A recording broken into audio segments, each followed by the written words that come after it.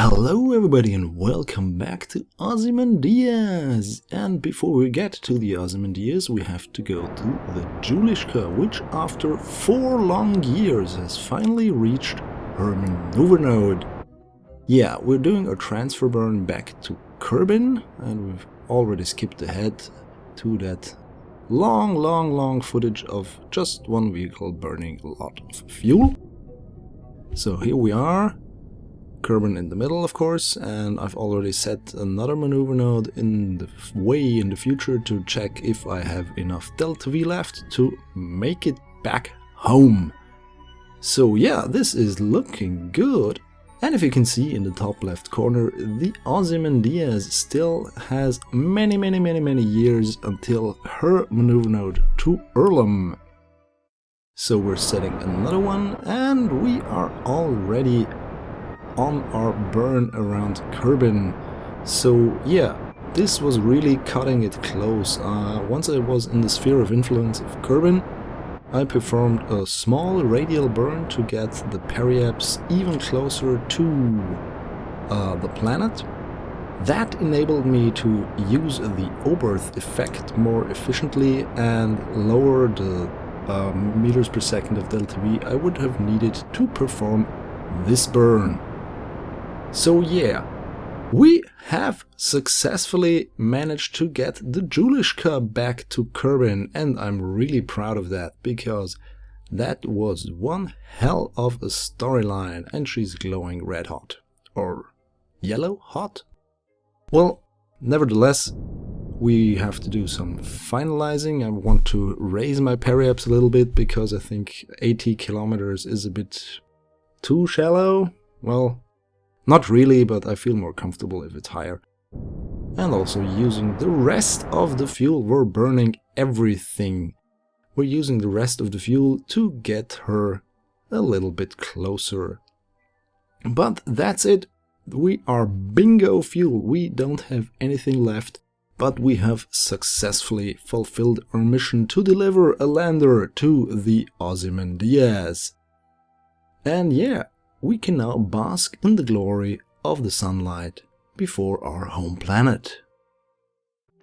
Meanwhile, the Ozymandias has finally reached her maneuver node to Urlum, which of course is the Kerbal analog to Uranus, one of the outermost planets of our solar system, the penultimate planet, so to speak, after they have degraded Pluto to a dwarf planet.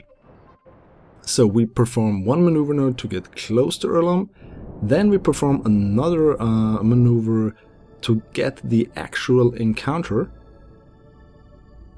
If I would not do it this way, then I would need a lot more time. I think my transfer window planner said something about 50 years or something. So we're doing it in 20. Yeah, those Kerbals will be really old when they get back. But it's all in the name of science. Yeah, probably this thing, well, in real life would be equipped with some sort of stasis pods or cryogenic chambers or something. Otherwise it would probably have to turn into a generation ship so it could keep its mission up. And we are now almost. Yes, this looks good. This looks like a stable encounter around Urlum. And here we already are in the sphere of influence of that blue giant. And then we have to once again skip a little bit forward until we get to our maneuver node and burn around that big planet. So where is it? Still a little bit far away, but maybe I'm looking in the wrong direction. There it is! Look at that, beautiful. We have already some moons in our field of vision. There was Polta on the right and Val on the left, or Val, or whatever. There you go, Polta! Big moon. Not gonna land the Ozymandias there. That's what we need the lander for. Okay. Since this is an analog to Uranus, there are also some rings around it, since I think it's been discovered not that long ago, compared to the rings of Saturn, that Uranus also possesses some rings. So this is actually some kind of accurate depiction of an outer planet. Okay, and we have to burn quite a while until we... oh, look at that beautiful panoramic view there. Probably have to take some screenshots of that. And we could have used, well, to use some gravity assist, but nah, I'm just going to burn here because I have enough fuel left. This was a lot more efficient than I had hoped for, honestly. I thought we would arrive here with, well, not a lot left in the tank, but it turned out fine. And the crew is checking out the view. Urlum on the right and Polta on the left. And everything's cozy in the science lab. Okay, still another time to burn until we're there. So the plan here is we have 4 moons. We have Polta, Priax, Well and Tal. So my plan is to land the Ozymandias as a whole, including the lander on Priax. Then I'm going to land with the lander on Polta. And then we're going further to Well and Tal, and we're going to refuel there, and then we're going to head off to Nidon, or Nadon, or Nidon, whatever. So here we are, this is Priax, and I'm looking, of course, for a good encounter so we get a stable orbit around it easily. You can see the radiators glowing red.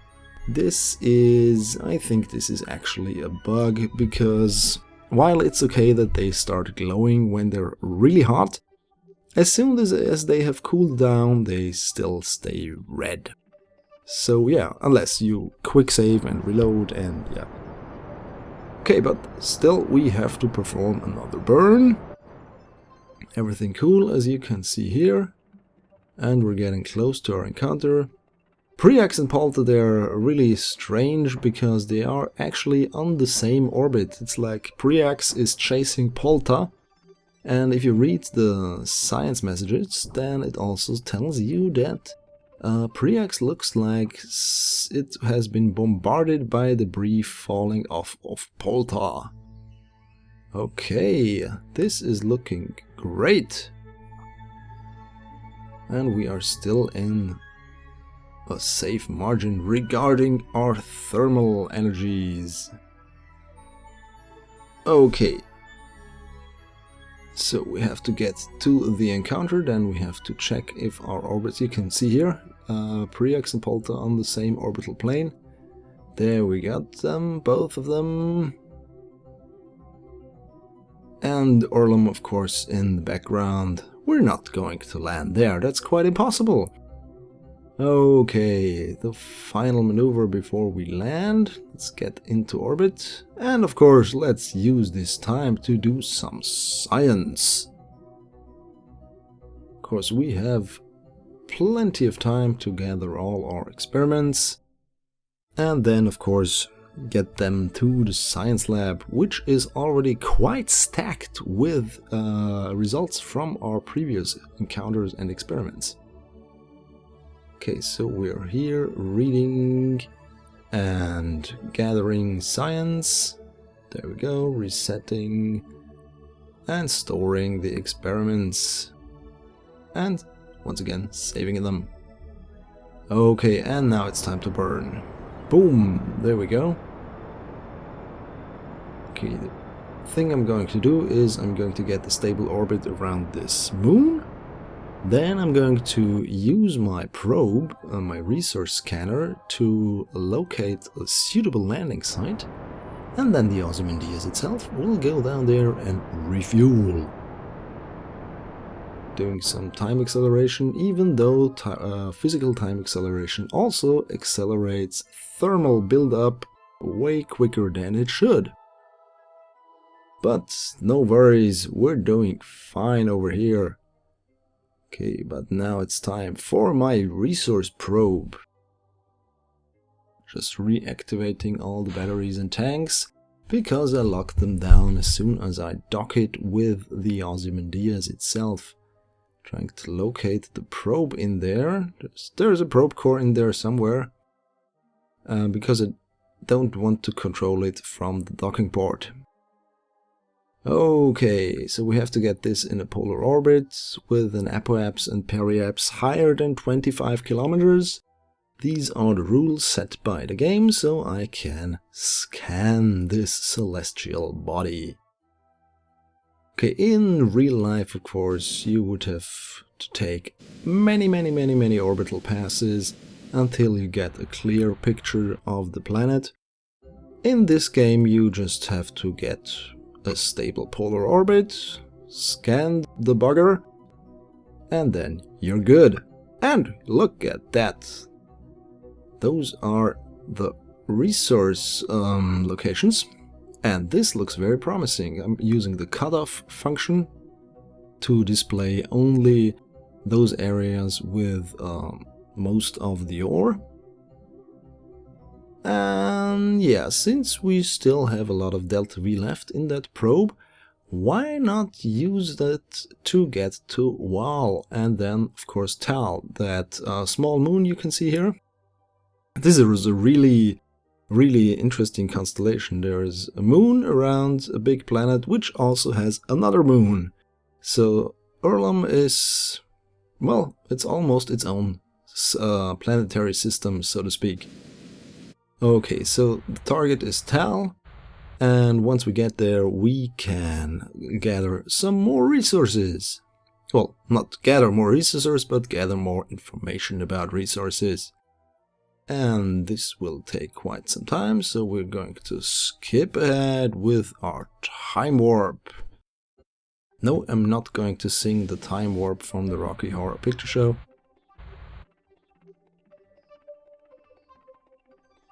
Okay. Let's get over here. Whoops, that was not good. But we can fix it. You see, those that was one of those times when the game does not really remember where your orbit really should be, and yeah, strange things happen. But yeah, we can manage. We just have to skip ahead to the next instance, and then we can perform our burn, which is really quick in this case.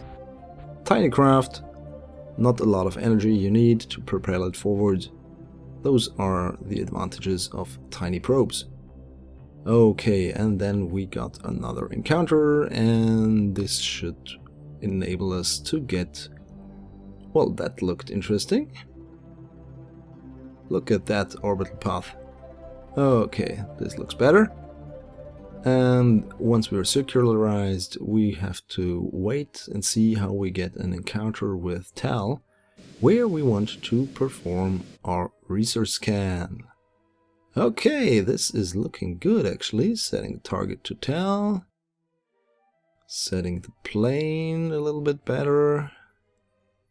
And then I have to, well, guesstimate where I will land. And, well, that looks good actually. Do I have enough delta V left? Well, it appears to be that way. Excellent, but until then we have to lock the batteries until, so that it won't drain.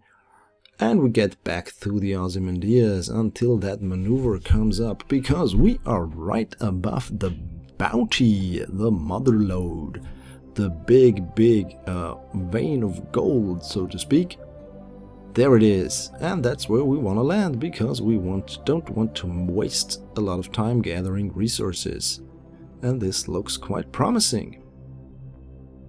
So this is going to be a bit harder than the landing on Ovok, because Preax's gravity is significantly higher.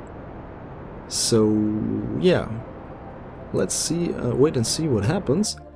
But I'm just going to tease you a little bit with the landing, because the real landing I will perform in the next episode. So thanks a lot once again for watching. Stay tuned for the next episode. Goodbye.